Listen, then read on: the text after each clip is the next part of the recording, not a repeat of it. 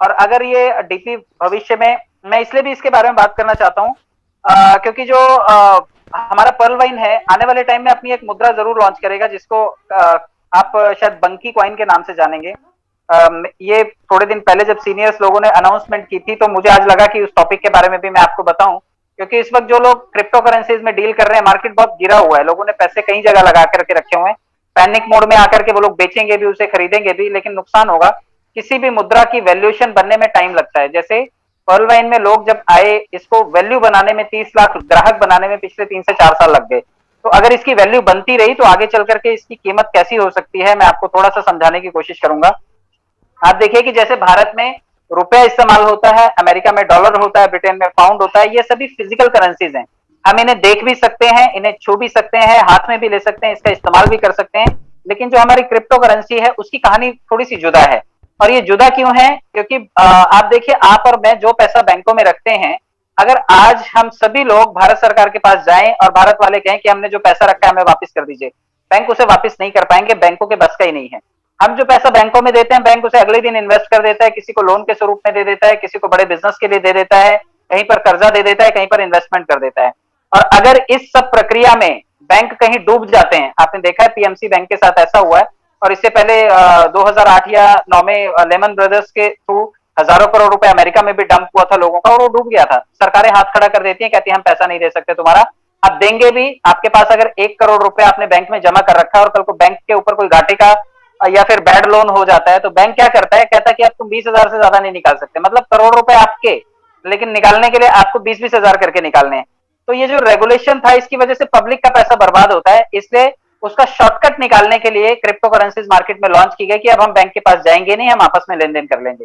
और यही कुछ ना कुछ करेंसीज के साथ होता है। आप देखिए आज की तारीख में मैं और आप डीपी का लेन देन भी आपस में कर पाते हैं, या फिर आपने देखा होगा जितनी भी क्रिप्टो करेंसीज हैं, आज हम यहाँ पर जैसे पेटीएम का इस्तेमाल करते हैं, हम सब्जियां खरीदते हैं, हम राशन खरीदते हैं, और हम अपने पेटीएम गूगल पे के थ्रू पेमेंट कर देते हैं।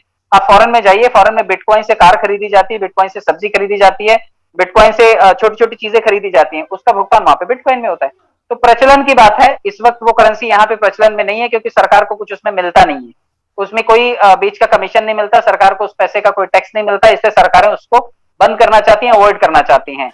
कई बार लोग हमारे प्लेटफॉर्म को भी उससे तुलना करते हैं। हालांकि अपना प्लेटफॉर्म थोड़ा सा जुदा है, क्योंकि हम इसमें केवाईसी वगैरह करके इसमें लेन देन करते हैं, ये पैसा हम बैंकों में भी लेते हैं।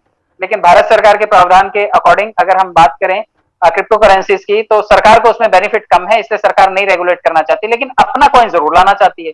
मतलब आप ये देखिए, आप फेसबुक के ग्राहक हैं, मैं फेसबुक की बात इसलिए कर रहा हूं क्योंकि मैं और आप भी पर्ल वाइन के 30 लाख ग्राहक हैं, और आने वाले टाइम में ये 30 लाख 1 करोड़ होंगे। क्यों पर्ल वाइन अपनी मुद्रा लॉन्च नहीं करेगा? बिल्कुल करेगा वो, और ये आपस में तो लेन देन के लिए 1 करोड़ लोग करेंगे। आप छोटी सी एक कमेटी चलाते हैं अपने एरिया में, या आप बीसी जिसमें डालते हैं, आपस में पैसे का लेन देन करते हैं। मैडम किसी का माइक ऑन है प्लीज। तो आपस में लेन देन करने के लिए हमें किसी तीसरे पक्ष की जरूरत नहीं होती, लोग आपस में एक दूसरे का लेन देन कर सकते हैं। आज गूगल बना, गूगल को किसी भी जगह कोई भी एक्सेस कर सकता है। तो जितने भी ये सभी चीजें हैं, ये विश्वफुली चीजें भविष्य में की जा सकेंगी, फिलहाल रेगुलेशन के अंदर है ये।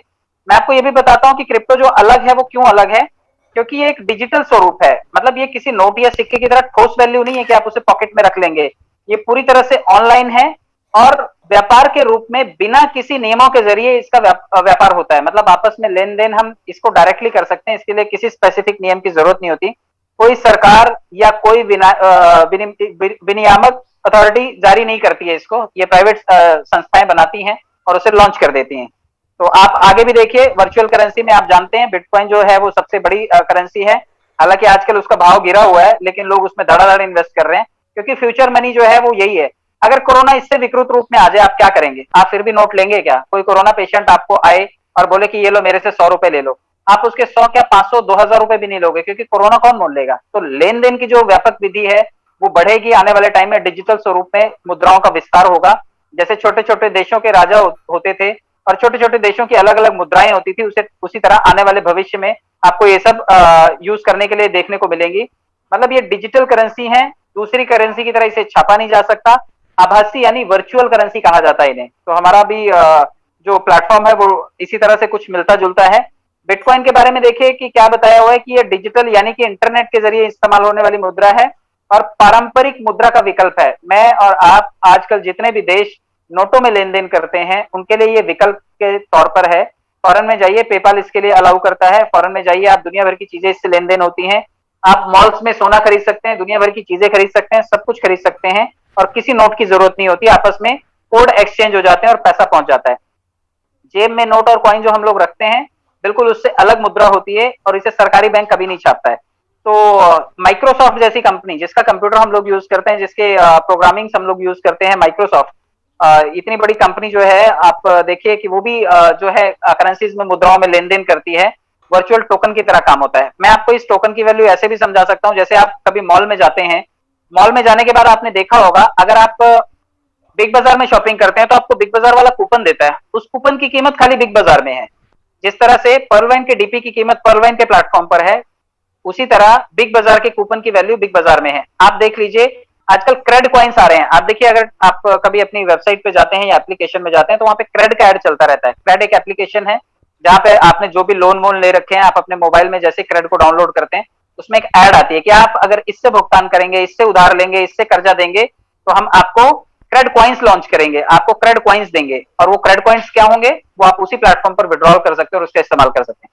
मतलब हर चीज आपको क्वाइन देने में लगी है, हर चीज आपको अपना टोकन देने में लगी है, हर चीज अपनी वैल्यू देने में लगी है आपको, ताकि आप उस संस्था के साथ जुड़े रहें। बहुत ही जल्दी आपको पता चलेगा, फेसबुक डीएम करके अपनी करेंसी लॉन्च करने वाली है, और क्यों ना करे, 240 करोड़ ग्राहक हैं उसके, और वो जरूर करेगा और किसी के रेगुलेशन को वो नहीं मानेगा। वो कहेगा मेरे प्लेटफॉर्म के लोग हैं, वो इसे बिंदास इस्तेमाल कर सकते हैं, आपस में लेन देन कर सकते हैं।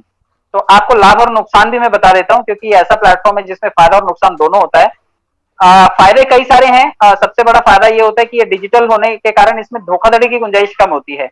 आज मैं और आप इसे ऑनलाइन नहीं खरीद पाते, इसलिए धोखाधड़ी हो जाती है। कुछ पैसे मेरे अटक गए, कुछ आपके अटक गए होंगे, कुछ किसी और के अटक गए होंगे लेन देन करते टाइम। क्योंकि हम पैसों में डील करते हैं डीपी लेने के लिए, तो हम भरोसा करके किसी को पैसा दे देते हैं और बदले में हमें उसके डीपी नहीं मिलता, तो आज थोड़ी धोखाधड़ी हो जाती है। लेकिन आने वाले टाइम में जब हम इसे ऑनलाइन परचेज कर पाएंगे, लेन देन कर पाएंगे, तो धोखाधड़ी जो है वो ना के बराबर हो जाएगी।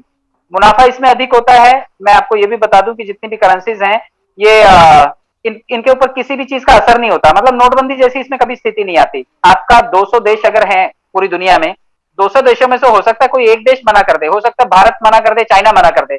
चलिए 3 करोड़ आबादी निकाल दीजिए, लेकिन तब भी तो 3 अरब आबादी निकाल दीजिए, तब भी 4 अरब आबादी बाकी की दुनिया की है। 4 अरब आबादी की दुनिया अगर इसको यूज करेगी, तब भी इसकी वैल्यूएशन बढ़ना है। तो वैल्यू इसका बढ़ेगा ही, आप चाहें ना चाहें। और आने वाले टाइम में ये वैल्यू बहुत अच्छी तरह से आप कैश कर सकते हैं। वर्चुअल करेंसी में उतार चढ़ाव जरूर होता है, इस चीज के लिए आपको ध्यान रखना है। और अमेरिका जैसी संस्था, जहां पे वॉल स्ट्रीट जो उसका मेन शेयर बाजार है, जैसे भारत में बॉम्बे स्टॉक एक्सचेंज है, वैसे अमेरिका में वॉल स्ट्रीट है। वहां पर बिटकॉइन के लेन देन की उनको पता है कि इसमें अप डाउन बहुत ज्यादा होता है, लेकिन फिर भी उन्होंने इस चीज की परमिशन दे रखी है। नुकसान होने के बाद भी अगर किसी चीज को परमिट किया जा रहा है, तो सरकार को पता है कि इसका फायदा क्या होगा। तो मैं आपको यही बताना चाहता हूं कि जोखिम भरा भले ही हो, लेकिन आने वाले टाइम में इसका यूज बढ़ेगा, वैल्यू बढ़ेगी। इसका यूज लोग गलत चीजों के लिए कर लेते हैं, क्योंकि इस पर रोक टोक कोई नहीं है। तो अवैध खरीद फरोख्त वगैरह जो भी होती है, ये कॉइन्स में की जा सकती है। तो भारत सरकार ने इसके लिए अच्छा प्रावधान बनाया है कि आप केवाईसी करवाइए। जब तक केवाईसी आप करेंगे, आपकी सारी डिटेल सरकार के पास पहुंच चुकी होगी। और थोड़ा सा ये भी होता है कि साइबर क्राइम वगैरह, साइबर हमले वगैरह होते हैं। आपने देखा होगा कई बार किसी साइट को हैक कर लिया जाता है और बोला जाता है कि हमारे इसमें इतनी करेंसी ट्रांसफर करो, तो हम आपके इस सिस्टम को रिलीज करेंगे, आपके सॉफ्टवेयर को रिलीज करेंगे। तो ऐसा it happens, it can happen. जब चीजें बड़ी होती हैं तो उसके सुरक्षा में भी सेंध लगाने की गुंजाइश होती है। लेकिन ब्लॉकचेन टेक्नोलॉजी में ये ना के बराबर होता है, आसान नहीं है। क्योंकि एक साथ पूरे सिस्टम को हैक करना, इतने लोगों के डाटा को हैक करना आसान नहीं है। मैंने आपको सब ये चीजें इसलिए बताई, आप सोचेंगे कि मैं इतना सब कुछ आपको इस वर्चुअल करेंसी के बारे में क्यों बता रहा हूं, क्योंकि आने वाले निकट भविष्य में, और जो लोग पहले से इस सिस्टम में हैं, 10 लाख लोग जो थे इससे पहले, मेरे और आपके 20 लाख लोगों की संख्या में नहीं, मैं शुरू के 10 लाख लोगों की बात करता हूं। क्योंकि उनके वक्त में मिंट चला करता था। मिंट भी कहीं ना कहीं एक वर्चुअल करेंसी थी, एक आभासी मुद्रा थी। लोगों ने 1 मिनट 75 रुपए में खरीदा और उसको 1.5 लाख रुपए में कैश किया है। उसकी वैल्यू 200 गुना तक बढ़ी है। तो आप यकीन मानिए कि अगर कल को अगर पर्ल वाइन आपके लिए कोई प्लेटफॉर्म पे कोई बंकी कॉइन जैसा कोई कॉइन लॉन्च करे, तो बिंदास लीजिएगा। मैं कम से कम उसके लिए आपको बोलूंगा कि 10-20-50 हजार रुपए आप उसमें जरूर इन्वेस्ट कीजिएगा, क्योंकि यही 30 लाख लोगों का मार्केट है उसके पास, और वो जरूर लॉन्च करेगा आज नहीं तो कल। उसको पता है कि मुझे वैल्यू देने वाले लोग इस सिस्टम में हैं। तो आप इसलिए भी अवेयर रहिएगा, क्योंकि आने वाले टाइम में निकट भविष्य में शायद ये संभावना बन रही है। क्योंकि काफी लोगों ने, सीनियर लोगों ने भी पहले भी अनाउंसमेंट की थी। और बंकी इसका शायद ऑफिशियल पार्टनर भी बनेगा, उसके साथ शॉपिंग पोर्टल भी ये लॉन्च करेगा, लेकिन कॉइन जरूर लेकर के आएगा, क्योंकि ये इसके लिए जरूरी भी है। और मुझे लगता है कि इसके बेस को मजबूत बनाने के लिए ऐसा कोई स्ट्रक्चर इसका होना चाहिए, तो ये जरूर करेगा इसे। मेरे ख्याल से आपको ये चीजें समझ में आई होंगी। हालांकि आपकी कितने काम की थी ये आपको तय करना है। मेरा कोशिश यही था कि आपको ये चीज पता चले कि ये है क्या और ये कैसे काम करती है।